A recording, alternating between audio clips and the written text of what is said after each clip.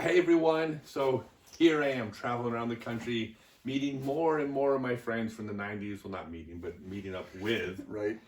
And I am sitting next to Jeff Harper, who was, well, at least for the longest time, the best disc golfer in Iowa. There's another Iowa disc golfer that is a pretty big name, male golfer, come out of Iowa. I don't think either of you can hold a candle to the best female golfer to come out of Iowa. I think I haven't had Juliana beat me in a round yet, so really. Really? So you beat Juliana see? Perfect.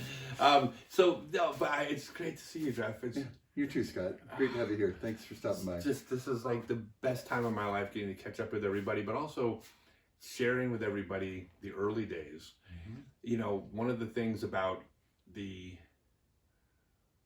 earlier days of the sport is that we were just talking about this. There was such a variety of players out there, Mm-hmm.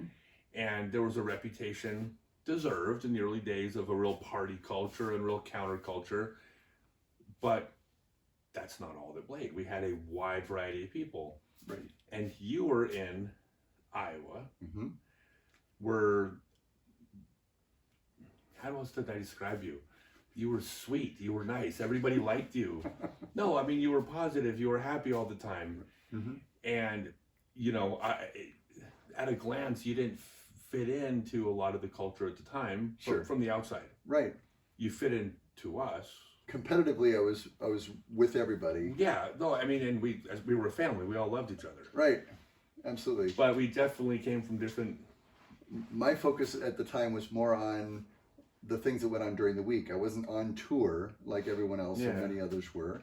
So I had responsibilities back home. So as soon as we were done, poof, got to get in the car, got to go back and get back to my 9 to 5. Okay, so you were one of those players in the 80s and 90s that had responsibilities. Yes. Responsibilities. I had to like look that word up in like 1998. I found out what that word meant. Yeah, sure. So when did you start playing? I started playing when I was 13 years old in a park in Rock Island, Illinois. Wait, that was what year? That was 1977, 78. What's your PDJ number? 2968. Oh my God, mine's 3140. You're lower than me. Yes, I am. I waited 2 years upon the urging of others to play competitively, and it's like, gosh, I could have had an even lower number then. I didn't realize you had played that long. I knew you were a top player in the 90s. Mm-hmm. Everyone did, but were you a top player in the 80s then, also in Iowa? Or Sure. Yeah, I started playing professionally in 85. That was my first 3 tournaments were Oskaloosa, Iowa. I won that one. We went up to Tourist Park in Cedar Falls. I won there, and then I went over to Laura Bradley Park in Peoria and won there. So my first 3 pro tournaments were all wins. You've really? Yep. I mean, how old were you then? 85 would be 20 years old. And I'm sure you just, I mean, I know you did it with a smile on your face and a pleasant disposition, and had a great time. Yeah. Which is easy to do when you're winning, but you're one of the players that I looked up to, because if you were having a bad tournament, you could not tell that you were having a bad tournament by observing you. Would you agree? Absolutely. Well, there have been a couple here and there, but yeah. We're human, but for the most part, yeah. It's always a better day to be on the disc golf course than not. And so if I'm playing well, that's a great bonus. I had high expectations for myself about my play and how well I should play. But at the same time, I knew that there'd be another weekend, another opportunity.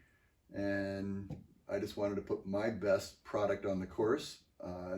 In the early days, of course, there were a lot of course records to be set. So that was kind of your goal of what you wanted to do. And then as the years went on, it was more the competition and wanting to continue to be really good at it. And then once you start not having as much practice time, you realize, I'll enjoy this a lot more if I just relax and take it easy. So how, like, people that played against you know what a fierce competitor you were. Mm-hmm. Like, you broke hearts all over Iowa. No, I'm sure. I mean, there's probably a lot of players who either never beat you or rarely beat you. I mean, good players. I'm not talking about slouches. I mean, like, sure. The best player in this local course maybe never beat you before.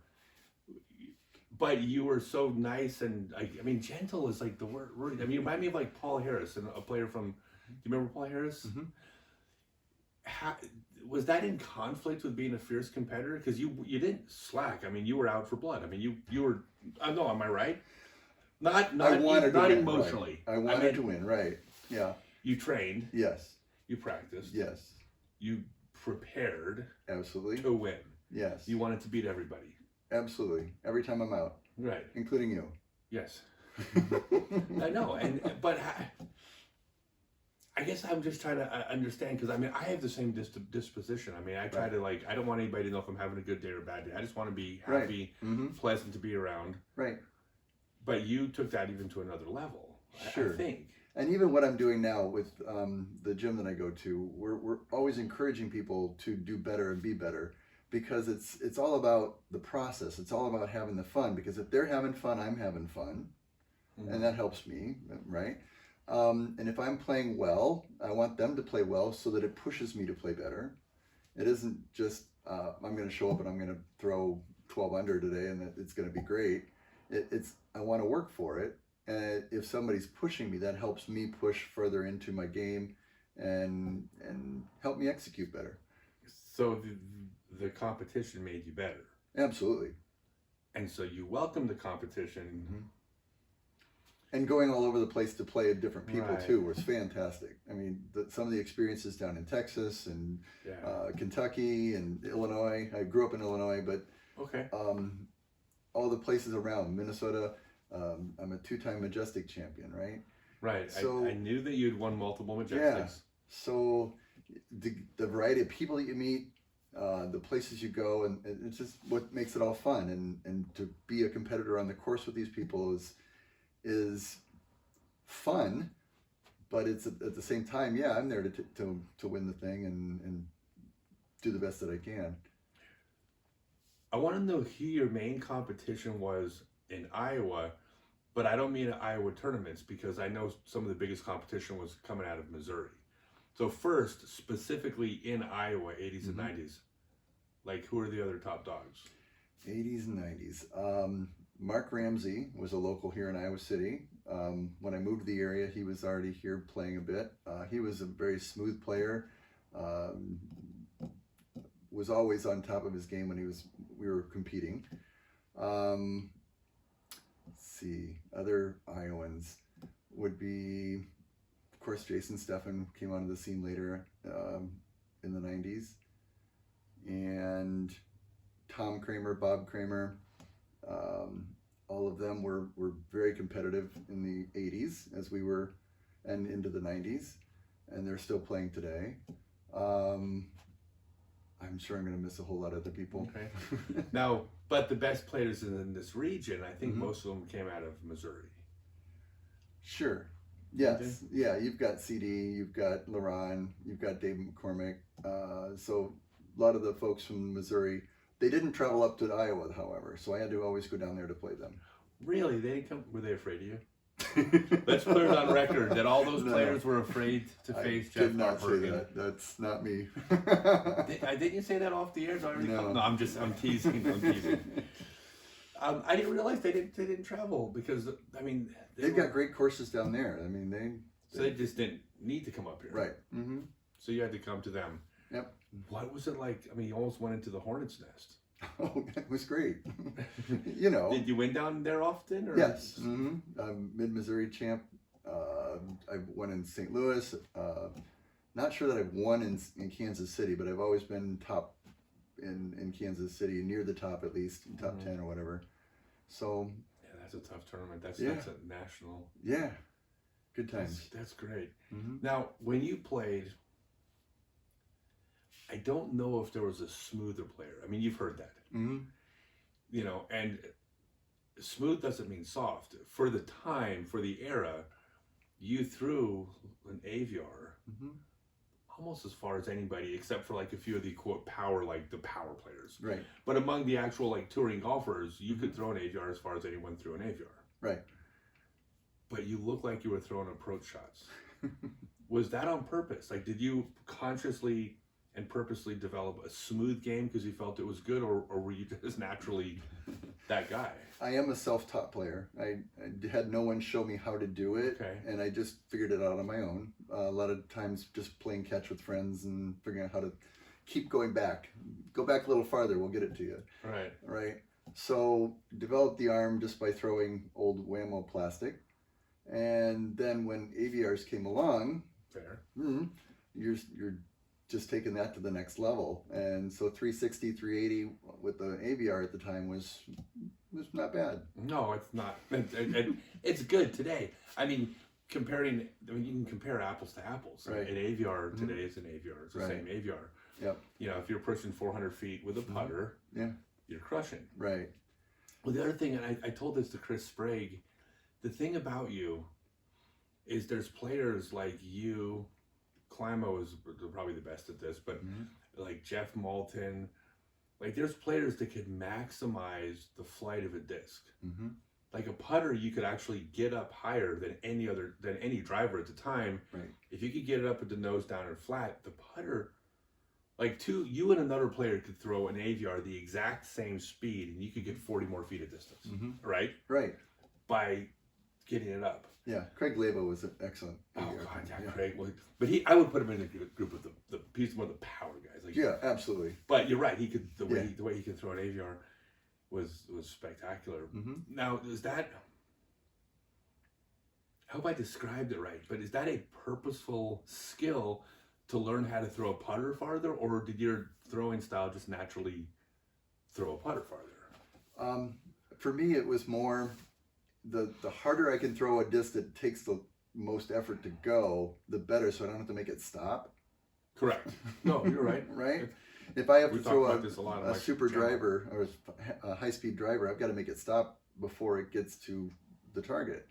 But if I'm throwing an AVR as hard as I can and I max out my distance and I can put it next to the basket, that's my shot. Right. This, the theory of the slowest disc, to get to the hole with. You're throwing the same speed, same everything to get it there, as hard as you can. No, I mean, I love that. Just I remember watching you do that. Another question I have is you were one of several of the best long putters in the game. You act surprised. You know this. Putting's always been my nemesis, but okay, good. No, Sure, I love putting. Putting wasn't your nemesis. Well, no. So I don't know if overall putting was, but long putts. yeah. So okay, I'm a spin putter, right? Okay, so then maybe you were nice enough to us to miss the short putts, and I just don't. I don't remember those. But No, that's all right. no, but you were one of those like Mike Moser types that were like, you would throw them in from 40 and 50 feet Sure. when you're 30 feet away, and then you'd miss your 30-footer, and you're like, you thought you were going to gain a stroke, and you lost a stroke. Right. Did you practice the longer putts? Or? Sure. Oh yeah. So- I always start my putting routine in 15, 20 feet and get yourself acclimated to where you're getting your muscles going, and then you step back and you work on throwing them in. And I still to this day have some San Marino AVRs that I use for my long putts because they are just so smooth, and from far away they just know how to fly to the basket. Okay. I just think that's spectacular. I think that your reaction, acting surprised, is that false humility, or is that actually? We'll just say there was a lot going on inside that was self-critical about how I was doing, what I was doing. Where to everybody else it may look like it was easy, but it was hard to do. So you weren't up to where you wanted to be on putting. Right. Yeah, I mean it is. It's hard when you compare yourself to other people because there are people that are better than you at certain parts of the game, and like if you single those people out, you're like, oh my god, I can't putt as good as Rick Vokes. Like, no one can, right? Right. Go compare yourself to Rick Vokes. There's like 4 people that can compare themselves to Rick Vokes. Right. And the 2 of them are Rick Vokes on bad days. Right. Very good. So now I asked you earlier, and you said I could ask you about this because you're a Christian. Correct. And the reason I asked this, and the reason to me it's relevant, is because we have such, especially back in the old days, just a wide variety of people and backgrounds and cultures and beliefs and philosophies that all came together to form this community. Sure. And but what I'm interested in, and I talked to Ezra about this on on the podcast as well. But what I'm interested in is, did that apply to your game? I mean, is that a part of something you drew strength from, or did you put things in perspective with it, or like how did that affect, or was that just this is who I am, this is my golf game, and they're independent? I can segregate a lot, but my faith is very important to me, and being able to know that I know where I'm going when I get there, right?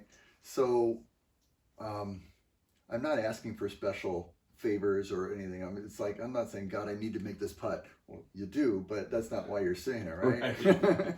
Right. I think even non-religious people say things like that when they're putting. Exactly. But I mean, I'm calm with my own skill set. I'm confident with it, and that when I miss something, it may be that the next person needed to make it more than I did, and there was a reason why that had to happen, right?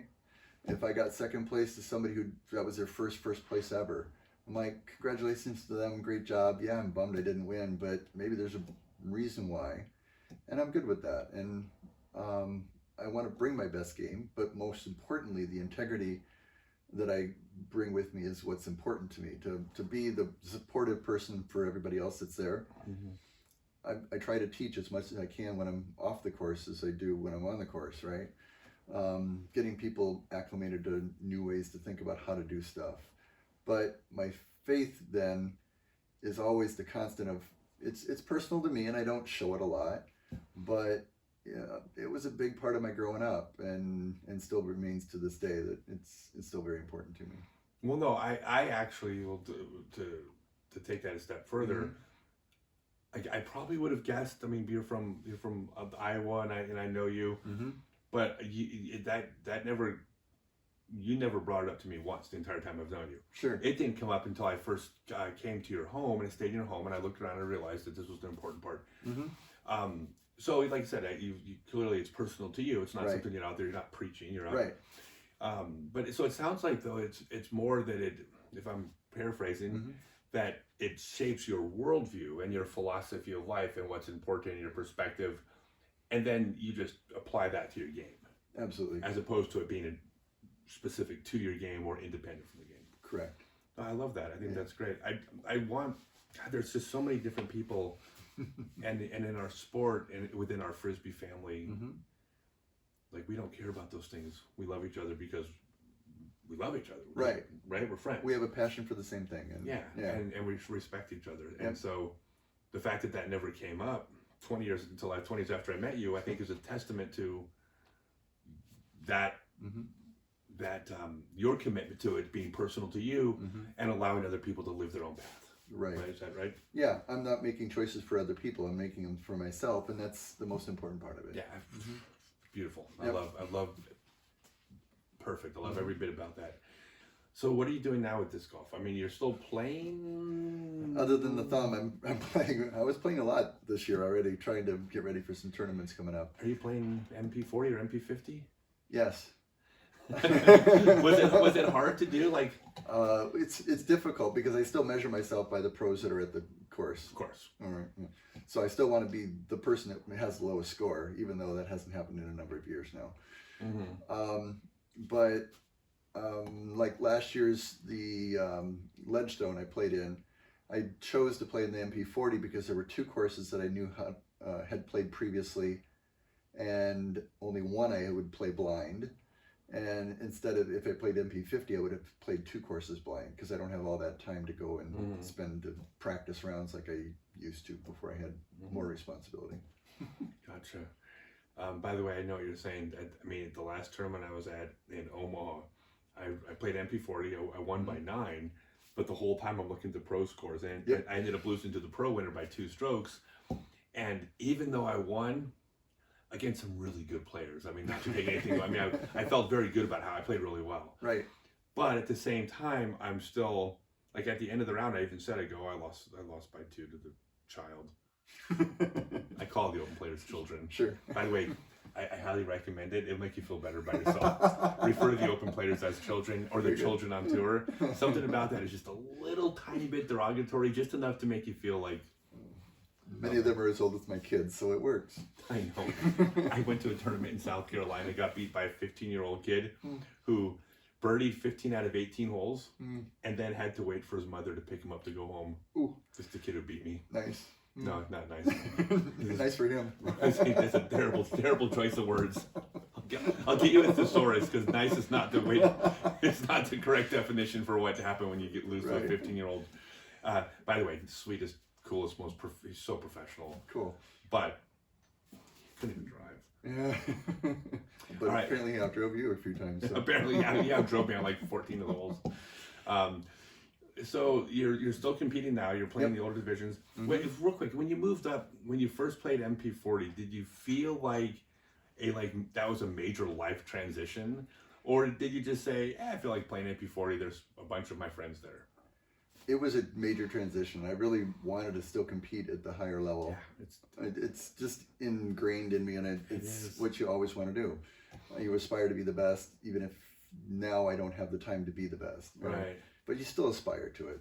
Yeah, it is. Yeah. It's a really it's so hard to describe this, like what a monumental that decision that is. Mm-hmm. If you play for a decade or more, trying to be the best in the world. Right. That is like almost. It's just you're resigning. Yeah. But again, you're conceding something. I've changed priority though. So now it's like 40s and 50s are nice because I can go and not have the stress of needing to prove that I can't do it. Okay, that's fair. Well, it does. As soon as you get welcomed in, the MP40s and 50s are like, welcome. Yeah. Come join us. And then as soon as you do, you realize, it's like the first time you're like, hey, that's real close to out of bounds or it's safe, and the person not looking at it says it's safe. Yeah, you're right. And you realize that you're just, it's highly competitive, Right. but it's different. Right. It's a different spirit, and I found that I like it. Yeah. But Definitely. not at first. At first, it was difficult. It was difficult. And in Iowa, we still have a team tournament every year where we get 8 players from each of the different areas or whatever to go play in a team tournament. And it's fun because for a while I was out of the view of a lot of people in other parts of the state. They didn't know who I was. Maybe knew my name, but hadn't seen me play. That's so And unfair. so So unfair. So we get to play in these final 9, or the final 9 is where we play alternate shot, where all 8 of you alternate before you could throw again. Really? And so these people are seeing me throw for the first time, and they're like, why is he throwing the driver on that hole? Shouldn't they pick somebody that can throw farther? And I'm like, there it goes. So Yeah. it's still fun. It's still fun to show that I got some driving distance still. Just the fact that they don't know you is like, Haven't seen me play. no, but that'll never happen again now that we have YouTube and social media. Like, our generation is the last. So that's partially why I'm doing this, because Right. there isn't a lot of footage from the 90s. For sure. I got some VHSs. Yeah, I know. So, but then you get to show them what's up once in a while. Yeah. Are you still committed? Are you playing any or planning on going to seniors worlds or anything like that, Masters Worlds? Or I'm signed up for the Tim Selinsky later in the year. That's down in Columbia. are you playing MP50? Probably. I think so. Okay. And let's see, the Titan Open is a tier up here in Cedar Rapids. They had some derecho storm damage last year, I heard so about they're that. playing my courses here, the Farman Peninsula, as well as Wildcat this year. So, the other things that I do is, of course, course design for the local area or the communities around. Taking care of the courses here as well. I'm also helping with the Iowa Disc Golf Hall of Fame. Coordinating that now is to make sure that we get inductees every once in a while to continue the group and expand the group, so that again we can promote that history that we've all been akin to and want to share that with other people. You were one of the inaugural members. You and Juliana Yes. Corver, Yes. and who else was Bob Kramer and Tom Kramer. the Kramer brothers, and Yep. We were the first 4. the first 4, the 4 of you. Really, that's really neat. All right, last question for you. Yes. So you were the top disc golfer in Iowa for 20-ish years, maybe something like that. Okay. Whatever you say. I don't know how many years. I don't keep track. I'm a It bad sense It of was time. 18 years and 3 months. Yeah, very good. Was Chris Sprague the one that kind of you passed the torch to? Or was there a transition between them? Because Chris went on to have a fantastic, amazing career. Mm-hmm. Yep. I mean, high world-class level. Right. But he came into it as you weren't old, but you were also maybe towards the end of your peak. Sure. I was wondering if there was like a torch passing. I wouldn't say it's so much as me passing the torch to him as much as it was he grabbing the torch to carry on, right? Right. I remember, and he talks about it every once in a while, about one of our tournaments where he was planning to beat me at this tournament in Des Moines. He was planning to beat you. Right. As we all do, right? Right. But it was the last hole. It came down to the last hole, and I won in the last hole, and he was like, ah. So, but after that, he was beating me regularly. So, those kind of moments you remember a little bit about, and then the rest of the time you're like, boy, that was a long time ago. Yeah. And I'm so happy for him. He's had a great career. He's such a good guy too. Yeah. Yeah. Like he carried that torch as well as you. Yeah. Personality wise and just the spirit and everything. Yep. Cool. Well, good guy. Yeah, I just love it, man. It's so good to catch up with you. You too. I can't wait. This will be broadcast to my millions and literally million. Did I say million? Dozens. My dozens and dozens of fans out there. No, some are actually in between there. Right. But you'll be immortalized. Oh, thank you. Whatever that was. Right. No, but I just want everybody to know, like, you're in my book. Thank you. I mentioned you, of course, and so I love you, and it's great to see you. And love you too, man. This is great. Keep being you, and you're just the best example players in this area you could have. I just couldn't. Thanks. And the teaching you're doing is what keeps us all going. I mean, we're going to grow the sport. We're going to keep getting these people that just don't understand the joy yet, and what you're doing to share that and to build that is just fantastic. Well, thank you. I appreciate that. All right, you guys. Another fantastic. My interview subjects are so good, and I'm so mediocre at this. But whatever. I think I'm getting a little better. I gave myself a B- for this one. I'm slightly above average now, but I'm still gonna get better. It is late at night. All right. Thanks, man. Thanks. All right. See you guys.